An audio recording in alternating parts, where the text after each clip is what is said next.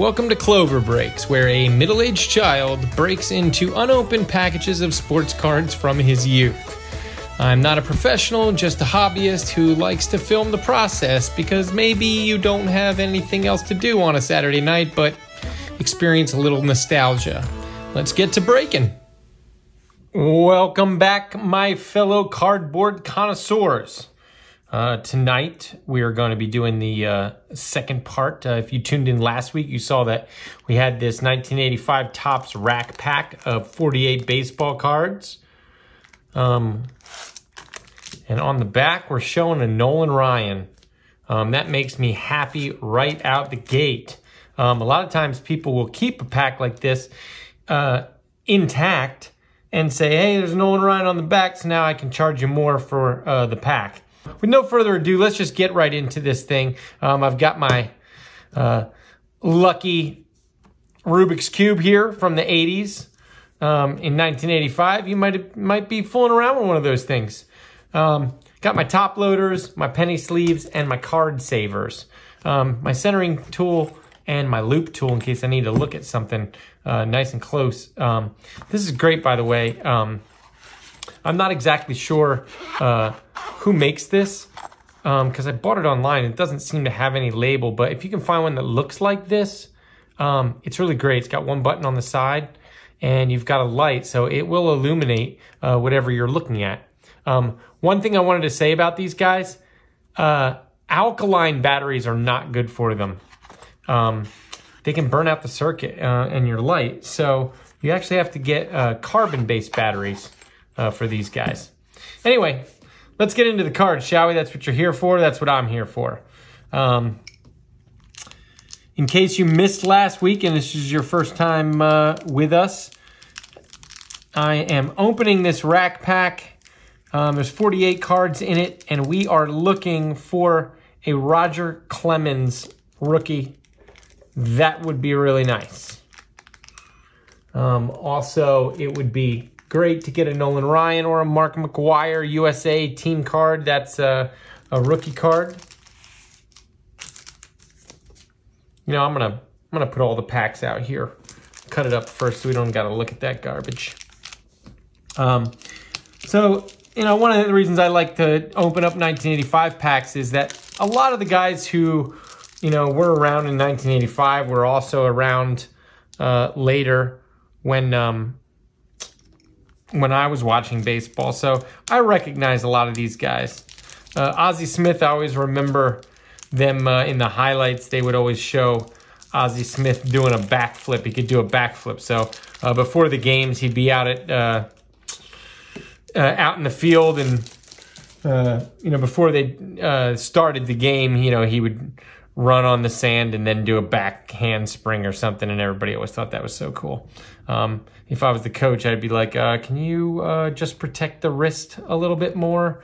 Wouldn't be something I'd love to see from, you know, a guy I'm paying a salary like that. So we'll start off with Ozzie Smith. This is the All-Star card, and unfortunately, this has got some ding-ups. So this is what I'm talking about, where the top cards take the brunt. You see the card behind it, the corner is pretty darn sharp. On Dusty Baker, I'm pretty happy too, because Dusty's a musty. So, Ozzie Smith, gonna put you over in the comments pile only because you're all dinged up. You were a protection card there for us. But Dusty, you're gonna get the notables section. Gary Roenick, Rob Wilfong, Tom Tellman. I don't know if you've ever seen this in the logo, but if you look at the mitt, this is pretty clever. This is a Milwaukee Brewers logo, and the logo, you know, when I first looked at it, I was like, why is there only, you know, 4 appendages there? And the reason is because first off, it's supposed to look like a baseball glove, and as you know, the baseball glove, these 2 fingers go together. But also, how clever is this? It's an M and a B for Milwaukee Brewers. Always loved that. Thought that was really clever design. You got Don Slaught. This happened in 1985 cards quite a bit. There's like an oil stain I don't know what was happening in the factory or if the guy that was cutting them sneezed on the thing or whatever, but that happens sometimes in the 85, and you might not see it before you send it off to grading, but that's definitely going to stop you from being a 10. You might waste some money. So if you're doing an 85, just make sure that you scour the whole card to make sure you don't have those oil stains. Kurt, Mr. Kurt, Gary Matthews. He looks like he's looking into the outfield or something. Maybe he's about to call a shot.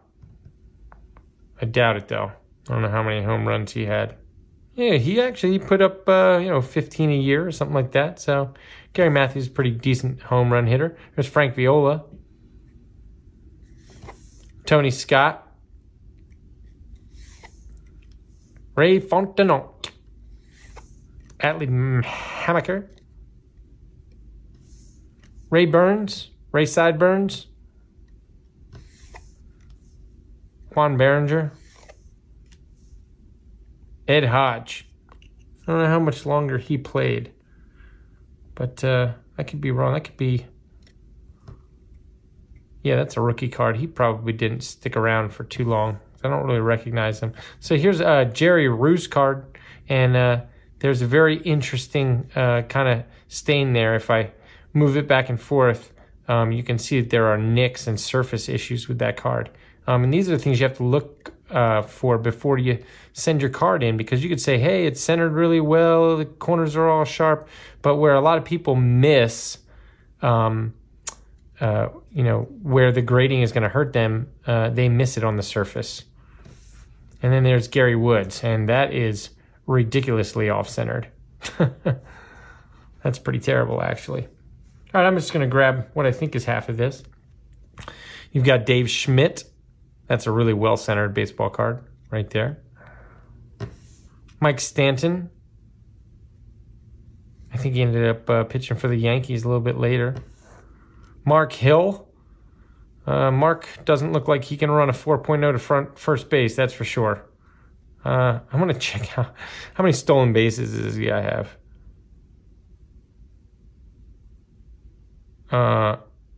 0 his entire career. Nope, he had 1. Probably a wild pitch. But anyway, looking good, Mark. Dwayne Walker.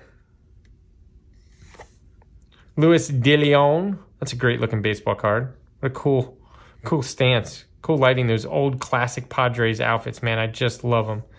There's Scott Thompson, rocking the old Fu Manchu with a very short baseball bat.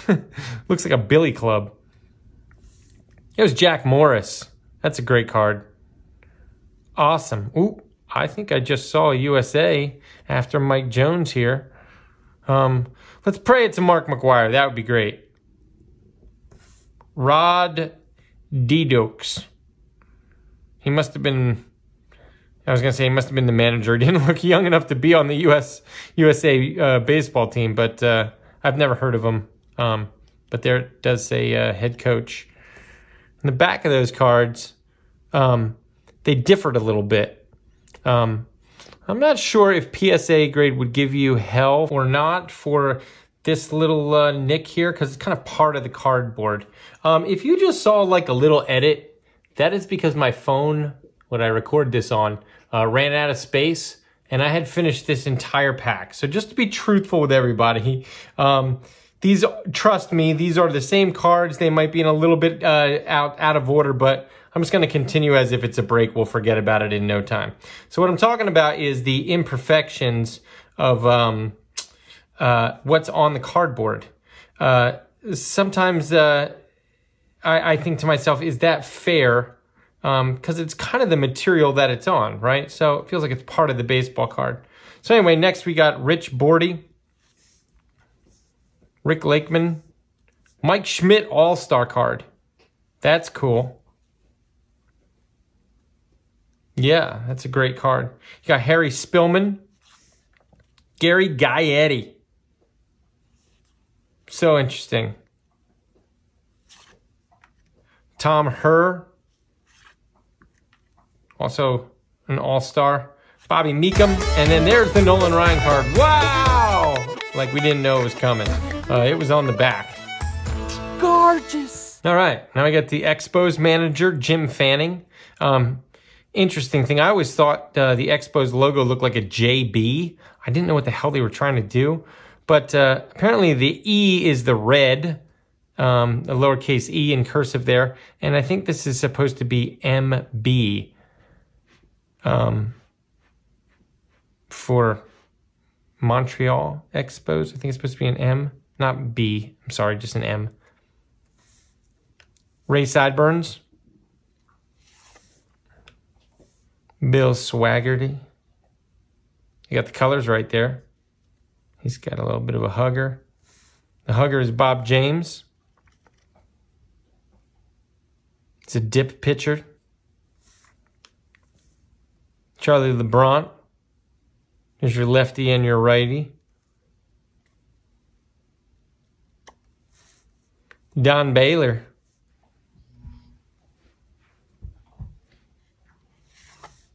You got Chuck Tanner. Great Pirates logo that I love so much. Interesting looking guy, Ken Forch there. Then you got Ken Schramm. The old Minnesota Twins logo there. The interesting thing about the Minnesota Twins, you would think that they would put MT on their hat, but they have TC. And I think that's because who wants to wear something on their head that says empty? Huh? Ba-doom. Thank you. My jokes are amazing. Eddie Murray. That's a great card. He's really rocking the sideburns there himself. Dan Billardello. Tony La Russa. Great managing career. Kurt Kepshire. Ron Say. Tim Flannery. The heartthrob. A lot of ladies like his eyes. Strong jawline. And that classic Padres uniform that just looks so sharp. And last but not least, it's Houston Jimenez.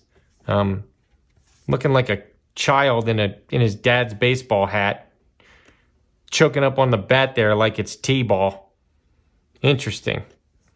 Anyway, that's the 1985 break. Tony La Russa, Eddie Murray. There's the Nolan Ryan card. That's the card that's possibly considerably worth something. It was on the back of the package, so normally you think it probably takes some damage, but I tell you, that one's not doing too bad. It's cartwheeling a little bit, which means that the picture is kind of set that way. As you can see, the top right-hand corner is closer, and the bottom left-hand is closer than their counterparts, top to bottom. Tom Herr, Gary Gaetti, then Mike Schmidt's a great card. Jack Morris is a great card as well, and Dusty Baker. So those are the clovers of this break. I hope you enjoyed it, and we'll see you next time.